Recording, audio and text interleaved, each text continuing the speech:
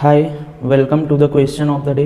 आज का क्वेश्चन आप लोगों को स्क्रीन पर दिख रहा होगा। यह question surface area and volume से लिया गया है फॉर क्लास 9th। इस क्वेश्चन को आज हम इस वीडियो में अच्छे तरीके से करने वाले हैं। थोड़ा कॉन्सेप्चुअल क्वेश्चन है, इसे क्वेश्चन समझने के बाद ही आप आंसर सही निकाल सकते। तो so the question is, you see the frame of a lamp shade. ये लैम्प शेड का फ्रेम दिख रहा है आपको, बाहर से ऊपर से नीचे से ऐसा दिखेगा। It is to be covered with a decorative cloth.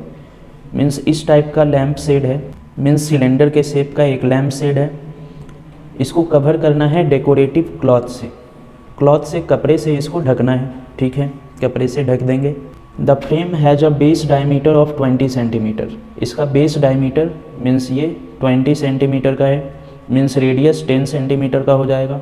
And height is 30 centimetre, means यहाँ से यहाँ तक का जो हाइट है दैट इज इक्वल्स टू 30। इसे ढकना है। इतना बड़ा ये सिलेंडर के शेप का लैम्प शेड है, इसे ढकना है। अब कैसे ढकना है वो देखते हैं। A margin of 2.5 centimetre is given for folding it over the top and bottom of the frame. इससे हमें ये पता चल रहा है, बोला जा रहा है कि 2.5 सेंटीमीटर का मार्जिन ऊपर और 2.5 सेंटीमीटर का मार्जिन नीचे। 2.5 सेंटीमीटर का मार्जिन ऊपर एंड नीचे, top and bottom of the frame for folding. ऐसे करके इसको फोल्ड करके करने के लिए, कह रखने के लिए। तो find how much cloth is required for covering the lamp shade. मतलब हमें इस लैम्प शेड के टोटल सरफेस एरिया को डेकोरेटिव क्लॉथ से नहीं कवर करना है, इसे करना है सिर्फ इधर कर्व्ड सरफेस एरिया, मीन्स इस तरीके से जो राउंड शेप ऊपर से नीचे तक आया है, इधर चारों तरफ ढकना है। और ऊपर की तरफ सिर्फ 2.5 सेंटीमीटर का मार्जिन देना है ऊपर फोल्ड करने के लिए और नीचे भी फोल्ड करने के लिए।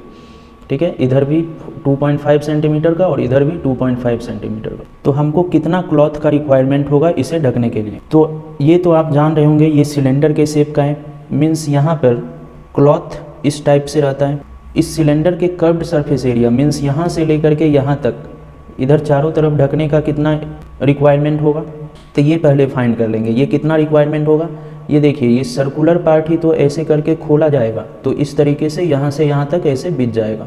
मीन्स अगर इसको काट दें, इस सिलेंडर को यहाँ से काट दें, तो ये इस तरीके से फैल जाएगा इधर इधर।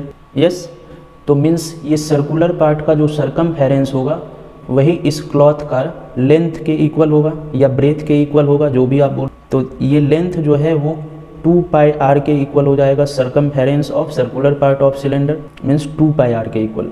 और r is 10 centimetre, means 2π into 10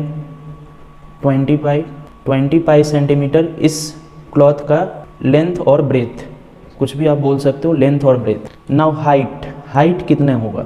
height, ये कपड़ा यहाँ पर ऐसे करके हाइट होगा।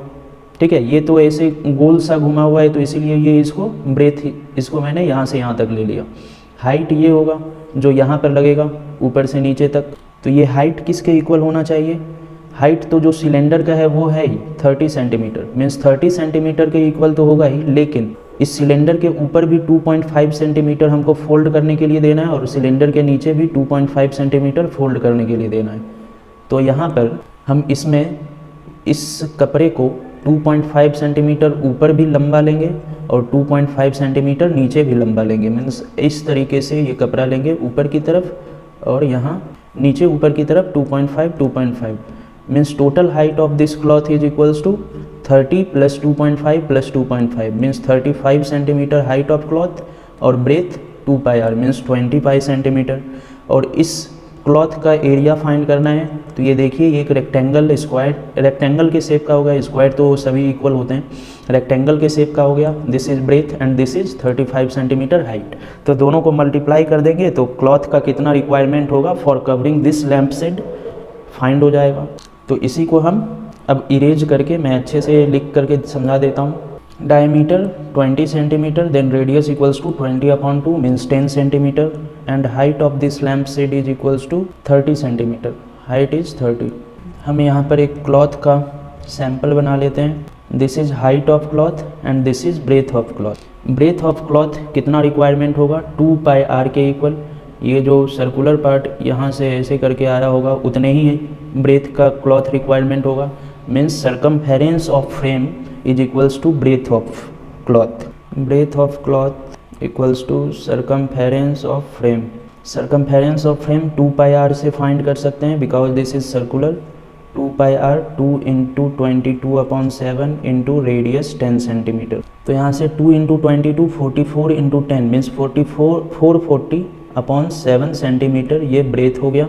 This is equals to 440/7 centimetre. And height of frame this is यहाँ से लेकर के यहाँ तक 30 centimetre height of lamp shade है तो इतना लगेगा ही, और 2.5 सेंटीमीटर का ऊपर भी मार्जिन देना है और 2.5 सेंटीमीटर का नीचे भी। मीन्स हाइट ये तो 30 सेंटीमीटर लेना है और उसके बाद ऊपर भी यहाँ पर 2.5 सेंटीमीटर का लेकर के जाना है और नीचे भी 2.5 सेंटीमीटर का यहाँ से यहाँ तक लेकर के जाना है।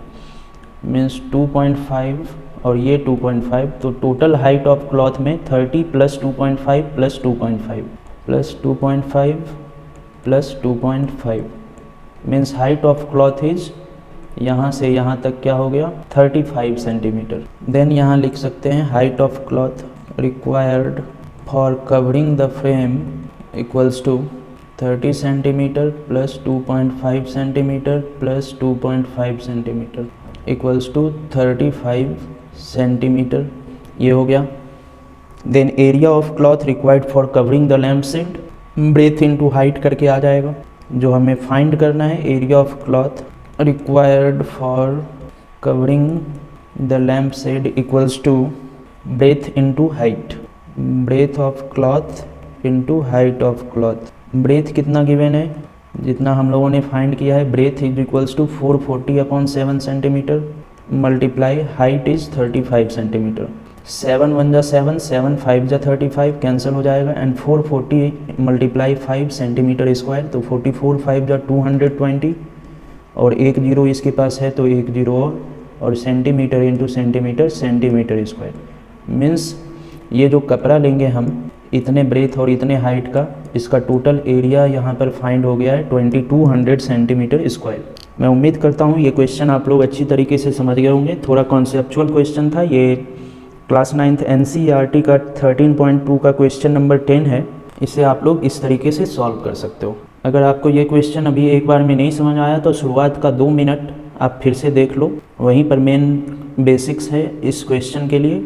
Okay, thank you.